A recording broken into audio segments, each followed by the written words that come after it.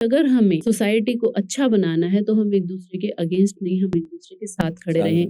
कि जब किसी महिला के साथ गलत होता है और कोई महिला देखती है या कोई भी पुरुष देखता है तो दोनों को समान तरीके से उसको वो करना चाहिए। किसी पुरुष के साथ गलत होता है और मुझे दिख रहा है तो मैं उस पुरुष की साइड लूंगी, बजाय इसके कि मैं एक गर्ल हूं तो मैं गर्ल की साइड लूं। ऐसा नहीं होना चाहिए। आपको लगता है कि सच में लड़के और लड़कियां इक्वल हैं? नॉट फिजिकली, बट अगर आप चाहें तो बहुत सारी चीज़ों में इक्वल हैं। और इक्वालिटी का मतलब बिल्कुल नहीं है कि यार मैंने जैसे आपको कहा कि कॉलेज में जाके मुझे दंगे करने हैं सही बात है। या मुझे रोड पे पिस्टल लड़ाई करनी चाहिए है। या मुझे बाइक चलानी हाँ। है। अगर मेरा मन है तो मैं चला भी चला सकती सकते हूँ, हैं। बट क्योंकि मेरा भाई चला रहा है मुझे इसलिए नहीं चलानी है, क्योंकि मेरा भाई जीन्स पहन रहा है मुझे इसलिए नहीं पहननी है। अब कोई लड़की अगर नहीं चाहती कि वो सर पे पल्लू करे और उससे जबरदस्ती करवाया जाए, लेकिन लड़का वहीं शॉर्ट्स में घूम रहा है, जैसे बहू घर में आती है तो बेटा शॉर्ट्स में घूम रहा है, बहू को कहा घूंघट जाता है करे। घूंघट करे, साड़ी और पहने। ससुर खुद शॉर्ट्स में घूम रहे हैं, तो फिर वहां पर तो फिर दोनों की मर्यादा होनी चाहिए ना, सिर्फ अकेले लड़की क्यों घूंघट करे। तो आपको क्या लगता है कि ये पेरेंटिंग की मिस्टेक है? गलत पेरेंटिंग हुई है उस लड़की की, तो इस कारण से लड़का वहां पे स्टैंड नहीं ले रहा है अपनी वाइफ के लिए? नहीं, पेरेंटिंग तो सदियों से गलत होती आ रही है हमारे देश में, क्योंकि पेरेंटिंग सोसाइटी से इन्फ्लुएंस होती है, क्योंकि पेरेंटिंग फिर आगे सोसाइटी चेंज भी करती है। जैसे अभी Right. जो सोसाइटी चेंज हो रही है वो किस वजह से हो रही है? पेरेंटिंग से हो रही है। क्योंकि जो बच्चा छोटा होता है वो अपने घर में अपने पिता को अपनी माँ के साथ जो व्यवहार करते देखता है, जो सलूक करते देखता है, वो समाज में वही फैलाता है। एक बच्चा है जिसको आप बचपन से बेटे को लाड प्यार से ये सिखाते हैं कि तेरे को तो ना, मैं किसी चीज को ना नहीं करूंगा, तू जो कहेगा मैं जान देने को तैयार हूँ। वही बेटी को ये कहते तू स्कूल नहीं जाएगी, समझ रहे हो? क्यों? बहुत बहुत जगह होता है, तू Okay. स्कूल नहीं जाएगी, पढ़ेगी नहीं, Okay. ठीक है? तुम ये नहीं कर सकती, तुमको ना सिर्फ अब जो करना है, घूमना है फिरना है, पति के साथ करना है, और तुम बेटा पहाड़ों पे जा रहा है, तो उस लड़की के दिमाग में क्या रहेगा? वो फिर आगे जाके अपनी लड़की को खुली छूट देगी कि यार ये मेरे साथ बहुत गलत हुआ है। और उधर जो लड़के की माँ होगी और जो लड़के की बहू आएगी वो उसके साथ उल्टा व्यवहार करेगी कि मुझे कोई छूट नहीं मिली ना तो तू करके दिखा। कहते हैं ना औरत औरत की दुश्मन होती। तो कहीं ना कहीं जो हमारे साथ व्यवहार हुआ होता है अनकॉन्शियसली, सबकॉन्शियसली, हम उसका बदला अपने से कमजोर वाले से लेते हैं। माँ को अगर पिता पे गुस्सा आता है तो अपने बच्चे पे थप्पड़ उठाती है, पति को नहीं मार सकती, समझ रहे हो? तो ये सदियों से पेरेंटिंग की प्रॉब्लम है। तो क्या इसी कारण से चाइल्डहुड ट्रॉमा का जो प्रॉब्लम्स है आज की तारीख में, क्योंकि हम जब बचपन में छोटे थे तो हमने चाइल्डहुड ट्रॉमा जैसी कोई चीज एग्जिस्ट करती हमने नहीं सुना था, बट पिछले 5-10 साल में ये चीज बहुत निकल के आ रही है कि भाई चाइल्डहुड ट्रॉमा है या इनर चाइल्ड हीलिंग के सेशंस हो रहे हैं। जी। क्या लगता है आपको इन्हीं सब कारणों से ये सब चीजें निकल के आ रही हैं? मुझे लगता है ये सब बहाने हैं।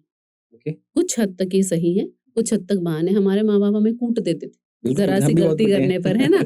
तो हमने उनसे कभी उनको अपना दुश्मन नहीं माना। आज जब हम उसको, अगर आप भी पीछे जाकर सोचते हैं कि यार उस वक्त अगर मेरी माँ ने मुझे इस चीज पे नहीं टोका होता या मेरे पिताजी ने ये चीज मुझे बिना मांगे दिला दी होती तो शायद मैं उतनी मेहनत नहीं करता। मुझे लगता है कि ये चाइल्डहुड ट्रॉमा और ये जो नई नई टर्म्स आ गई है ना, ये कहीं ना कहीं बच्चों को ना गुमराह करने के लिए हैं कि तुम ना अपनी नाकामयाबियों और निकम्मेपन का ब्लेम इन पे डाल दो। दूसरी बात की पहले शादियां होती थी जल्दी। अब मेरी माँ 15-16 साल की उम्र में माँ बन गई। अब उसको क्या अकल थी? अब मैं उसको इल्जाम लगाती रहूं उस पे। मेरे पिताजी महज 22 या 23 साल के थे, उन पे मैं ये इल्जाम लगाती रहूं कि तुमने मेरी परवरिश सही नहीं की। मैच्योरिटी लेवल ही नहीं था उस समय उनका। 22-23 के बाद तो आपको फिर अकल आनी शुरू हुई, आपने क्यों नहीं अपनी जिंदगी सही की? तो माँ बाप को माफ कर देना बहुत जरूरी है। दूसरा, हमारी पेरेंटिंग में ये बहुत होता है कि माँ बाप भगवान होते हैं। नहीं, माँ बाप को तुम सिर्फ इंसान भी मान लो ना, वही बहुत है। माँ सारा दिन काम करती रहती, कौन सी भगवान सारा दिन काम करती बेचारी। तो उनको इंसान मान लेना बहुत जरूरी है और उनको माफ कर देना बहुत जरूरी है। हम बड़े हो जाते हैं लेकिन ये याद रखते हैं कि उस टाइम आपने मुझे ये नहीं दिलाया था या उस टाइम आपने मुझे ये नहीं करने दिया था या ऐसा बोल दिया था, तो वो भी गलती कर सकते हैं। उनको माफ कर देना बहुत जरूरी है और जब हम माफ कर देंगे हमारा इनर चाइल्ड अपने आप हील हो जाएगा।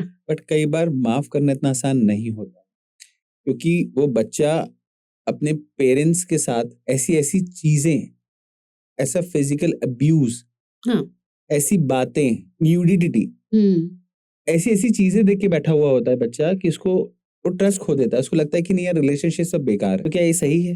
ऐसा होता है? और अगर ऐसा होता है तो उस इंसान को क्या करना चाहिए? अब जैसे आपने कहा कि कुछ केसेस होते हैं, ऐसा नहीं है सारे इंडियन पेरेंट्स बेकार हैं। बहुत सारे केसेस ऐसे भी होते हैं। मैंने तो खुद बताया आपको कि एक आदमी ने अपनी 20 साल की बेटी को पुलिस के सामने गोली मार दी। ऐसे भी होते हैं जो अपने बच्चे को बेवजह पीटते हैं, या जो पेरेंट शराब पीते हैं। अब शराबी का बेटा शराबी बने, ये तो शराबी के बेटे पे डिपेंड करता है। एग्जैक्टली, वो अपने आप को सुधार भी तो सकता है ना। सुधार सकते मैंने यही कहा कि आपको एक वक्त के बाद इतनी समझ आ जाती है कि आप अपने पेरेंट्स को माफ ना कर पाओ तो एटलीस्ट उनकी बुरी आदतें ना अपनाओ। समझ रहे हो? बहुत सारे पेरेंट्स इनफैक्ट होंगे ऐसे जो चाइल्ड अब्यूज करते हैं, या पिताओं ने बेटियों का रेप किया है, या फिर हम्म, बिना बात के मार दिया, या फिर कुछ भी गलत हुआ उनके साथ। लेकिन एक एज के बाद तो आपको इतनी समझ आ जाती है ना कि आप उनको माफ कर पाओ या उस चीज से आगे बढ़ पाओ। उसके बहुत सोल्यूशन है, जैसे आप भी बहुत सारी चीजें करते हैं स्पिरिचुअल हीलिंग की, या बहुत सारी चीजें होती हैं ऐसी जिनसे आप हील हो सकते हो। अगर आप नहीं होना चाहते और आप पास्ट में ही पड़े रहते हो तो फिर आप कभी आगे नहीं बढ़ पाओ।